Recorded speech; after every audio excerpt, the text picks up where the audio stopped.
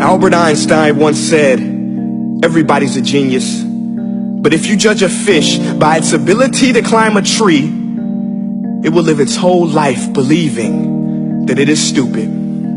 Ladies and gentlemen of the jury, today on trial we have modern day schooling. Glad you could come. Not only does he make fish climb trees, but also makes them climb down and do a 10-mile run. Tell me, school, are you proud of the things you've done?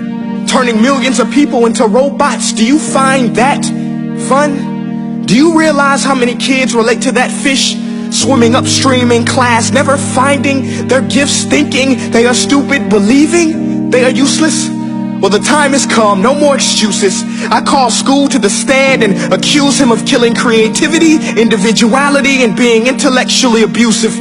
He's an ancient institution that has outlived his usage. So, Your Honor, this concludes my opening statement, and if I may present the evidence of my case, I will prove it. Proceed. Exhibit A. Here's a modern day phone. Recognize it? Here's a phone from 150 years ago. Big difference, right? Stay with me. Here's a car from today, and here's a car from 150 years ago. Big difference, right? Well, get this. Here's a classroom of today, and here's a class we used 150 years ago. Now ain't that a shame? In literally more than a century, nothing has changed. Yet you claim to prepare students for the future?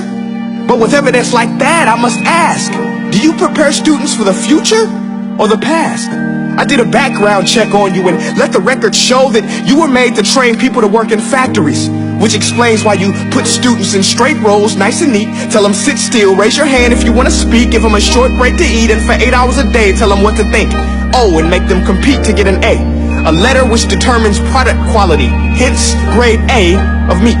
I get it. Back then, times were different. We all have a past. I myself am no Gandhi. But today, we don't need to make robot zombies. The world has progressed. And now we need people who think creatively, innovatively, critically, independently, with the ability to connect. See, every scientist will tell you that no two brains are the same. And every parent with 2 or more children will confirm that claim.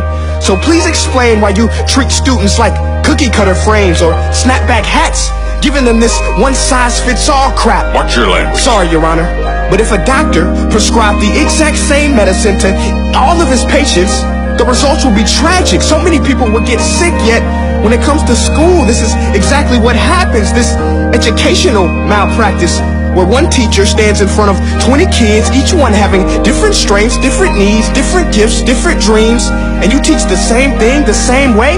That's horrific. Ladies and gentlemen, the defendant should not be acquitted. This may be one of the worst criminal offenses ever to be committed. And let's mention the way you treat your employees. Objection. Overruled. I want to hear this. It's a shame. I mean, teachers have the most important job on the planet, yet they're underpaid? No wonder so many students are short-changed. Let's be honest. Teachers should earn just as much as doctors, because a doctor can do heart surgery and save the life of a kid. But a great teacher can reach the heart of that kid and allow him to truly live. See, teachers are heroes that often get blamed, but they're not the problem. They work in a system without many options or rights. Curriculums are created by policymakers, most of which have never taught a day in their life. Just obsessed with standardized tests. They think bubbling in a multiple choice question will determine success. That's outlandish. In fact, these tests are too cruel to be used and should be abandoned, but don't take my word for it.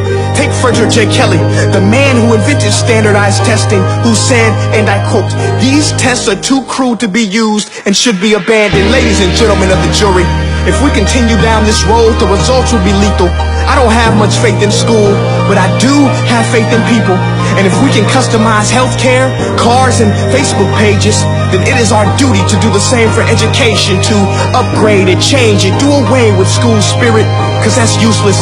Unless we're working to bring the spirit out of each and every student, that should be our task.